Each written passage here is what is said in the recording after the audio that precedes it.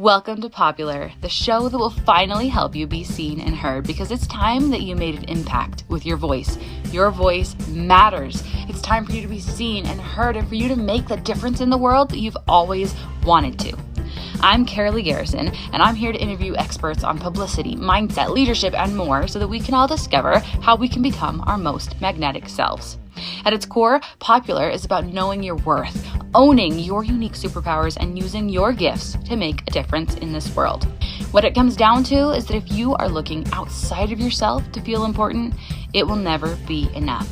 This is a journey of discovering your magnetic confidence from the inside out. Welcome to Popular. Hey guys, welcome back to the Popular Podcast. It's so great to have you here. Today, I wanted to ask you if you have ever chosen a word of the year. I know it is a very popular trend, and I didn't hop on board this trend until a couple of years ago. So this year is my third time picking a word of the year.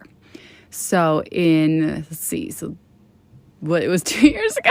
I'm like, oh my goodness, it was 2 years ago. So this year's 2025. So 2023, my word of the year was fearless.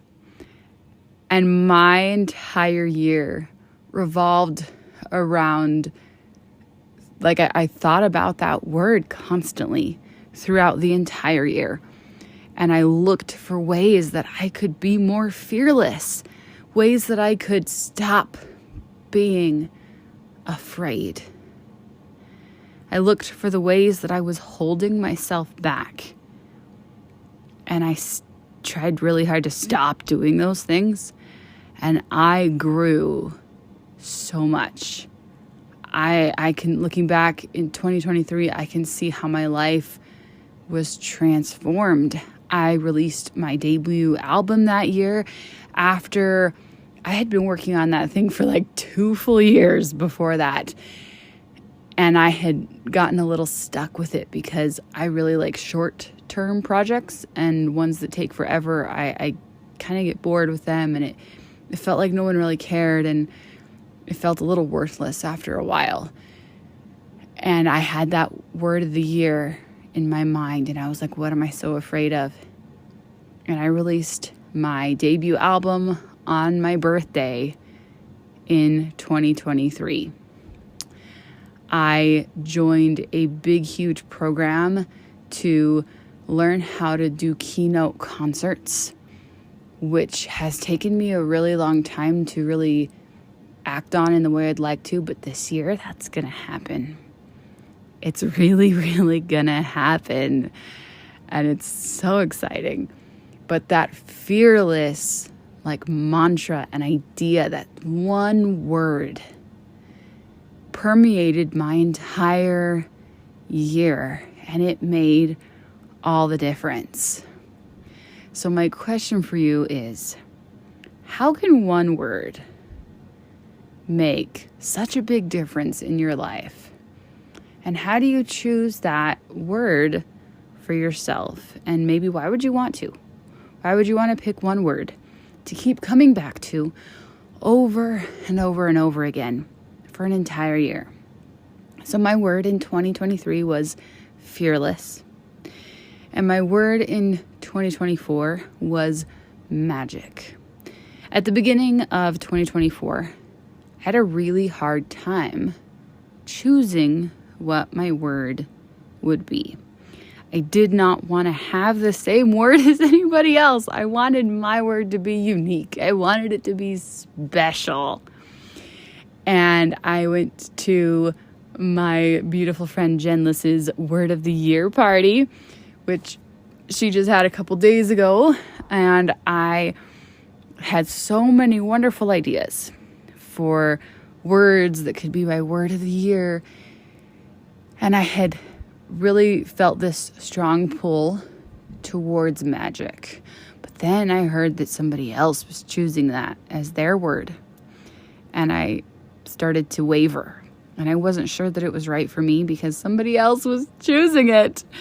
And how could I choose it if somebody else that I knew was choosing it? That would be terrible. Then it wouldn't make me unique and special. And because my friend has this beautiful ritual of like meditative, pondering on what word calls to you, and you have this huge list, I did settle on the word magic. So for the entire last year, I have had that word in my mind. Now, a lot of people choose a word of the year, and then they just sort of forget about it. And I can see how that would be really easy to do. But I try really hard to make my word of the year like my theme of the year. It's the word that I feel has called to me, and it's the way in which I'm choosing to up-level that year. So for my magical 2024, I was looking for magic in everything that happened throughout the whole year. And you know what? It was a magical year. I absolutely had some of the most incredible magical things happen. I, out of the blue, was asked to teach at BYU and to teach makeup. I was completely by the most magical, which I deem magical as kind of unexplained, like unexplainable circumstances. I ended up being able to teach the costume crafts class this semester, which I found out about a few months before the end of 2024. I became Toastmasters president. I released some more singles. I did so many things in 2024 that were just astounding and phenomenal. I started a second podcast. I got to go to LA for a big, huge summit and meet just the most incredible humans that I adore. I really had the most magical experiences. And as I look back on my year, because I chose the word magic and because I spent a year pondering on what that word meant to me, it meant things I couldn't explain to me as somebody who's very, very Christian, who really, I'm LDS, I belong to the Church of Jesus Christ of Latter-day Saints, and I love God, and I can see his hand in my life. It's those kind of things that I see as magic, right? Those gifts, those blessings throughout my year. Because I was looking for them so much more than I normally would, I was able to see them more and more and more. And it was actually life-changing to be able to come back home to that word. And I had a lot of things in my year that were also really hard. I had 2 concussions. I had COVID. One of the other really good things was this speaker event I got to attend, and that happened at the same time as COVID and really close to one of my concussions. And I tripped and fell on my front porch and like bashed my knee open. It was like this series of literally like from August straight through December. Like we didn't have a fridge that worked for 2 solid months. We had just like one thing after another that just like was ridiculous and wrong, which is like my life a lot. And I was realizing that because I had chosen the word magic for my year, that even though things were chaos and wild and crazy, as really is frequent, that's really like par for the course in my life, I was always still coming back home to magic. I was always looking for the gift, for the blessing, for the magic in my day, in my life. Like, what can I still be thankful for? Where can I still find gratitude? And it was just that whole mindset shift, that whole attitude of like, okay, there are hard things happening, but my focus is on the magic. My focus is on the beauty. It's on the sparkle. It's on the amazing. And when you put your focus on something so incredible, your life's gonna change, obviously. So that's kind of my challenge for you, is find a word of the year that will allow you to up-level, a theme that you can come home to. One of the things that I teach in my podcasting courses and when I teach speakers is I teach them to have a through line in their speeches and in their podcast episodes. You want to have a through line so you can come home to it over and over and over again. Oftentimes it's the title of your speech or of your podcast episode, and then you have some points that come off of it, right? But then you hit home over and over and over again. And when you have a word of the year for your life, for your year, right? You kind of come home. It's your through line for the year. And you get to come back home to it over and over and over again. No matter what's happening in your life, you come home to it. There is this, it's actually a neurological phenomenon. It's literally what you look for, you will find. And being that I'm, a crafter and a makeup artist and a singer, I'm not a neurologist. I cannot remember all of the terms that go along with it. It starts with an R. It's like something starts with an R. Well, I never can remember all of the sciencey terms. Something in your brain that starts with, I'm pretty sure it starts with an R. That happens that when you say like color purple, we're going to talk about purple cars. I bet you didn't see a purple car today, but as soon as I say purple cars, you're going to start seeing purple cars. And let me tell you something. Every time somebody says that, or I tell that to you on my podcast, because every time I talk about this phenomenon, I always say purple cars.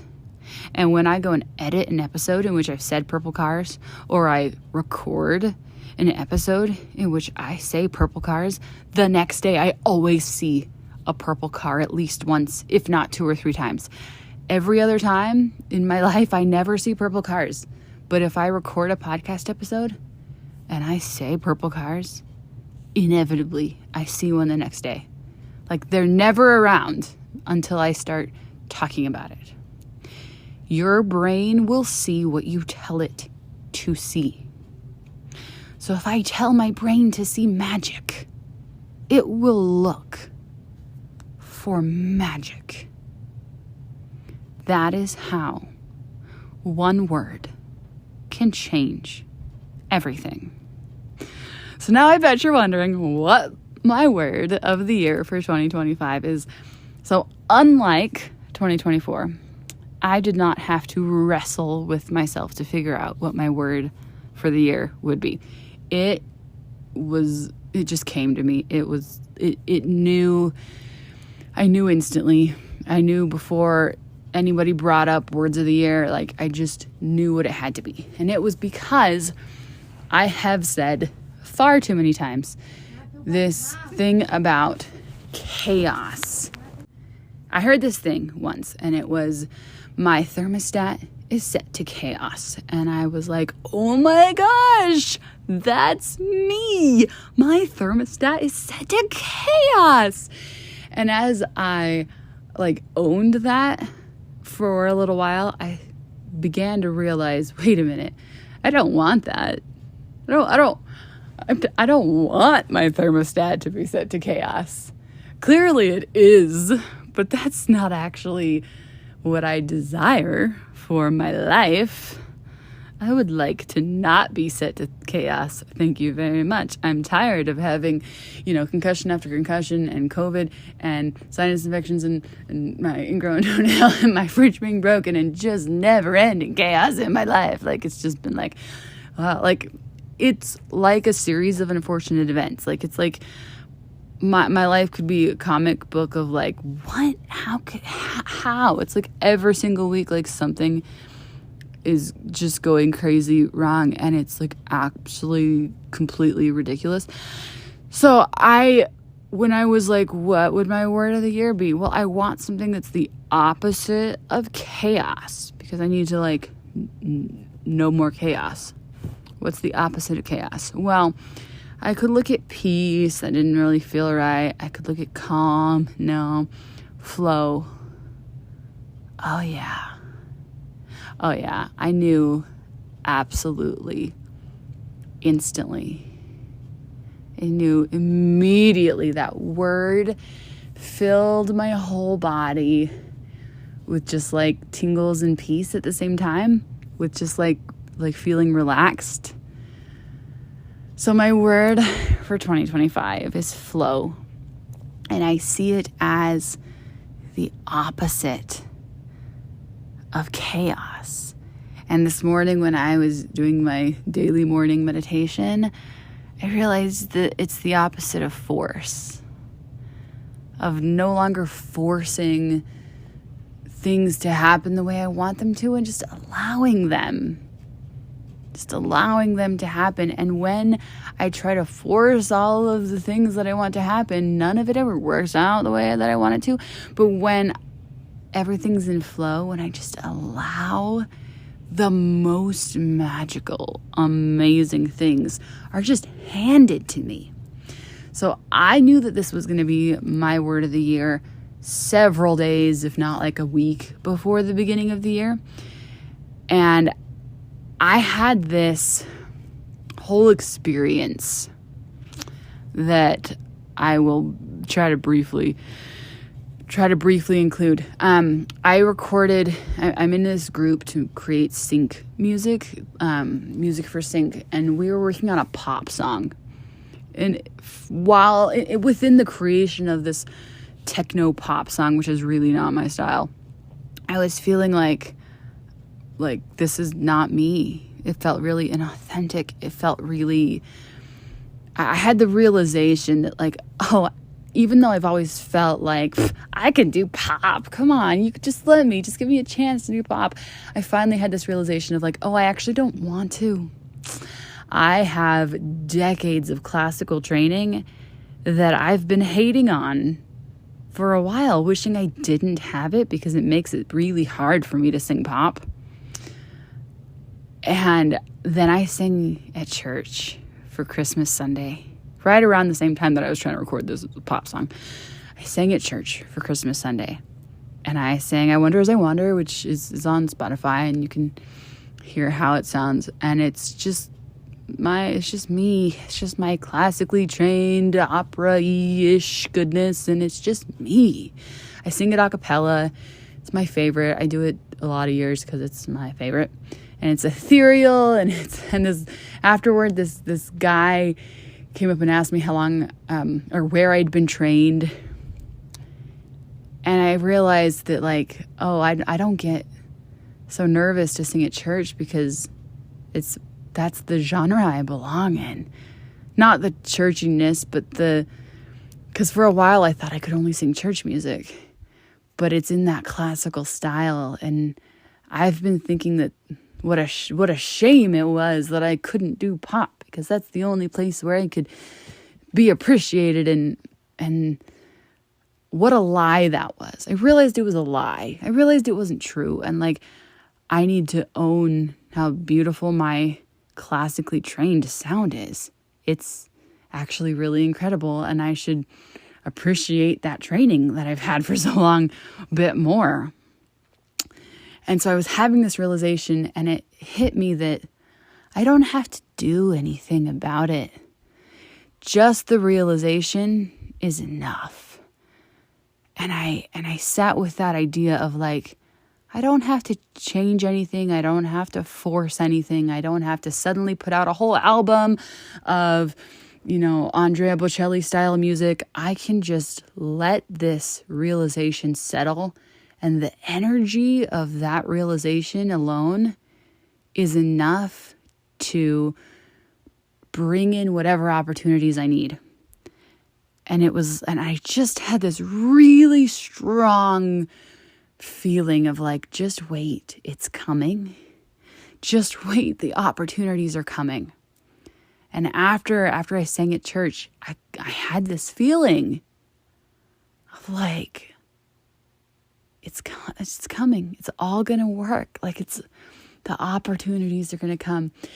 And on January 2nd, out of the blue, we get a phone call from my brother-in-law. He's going to be at our house in 10 minutes with an agent, and she wants to hire us throughout the entire year. And she came and listened to us sing, and she thinks we're incredible. And no, I didn't sing pop. I sang, like I want to sing with my full voice and training, and it was incredible. And there's a whole brand new realm just opened up just like that of opportunities for the entire year and beyond.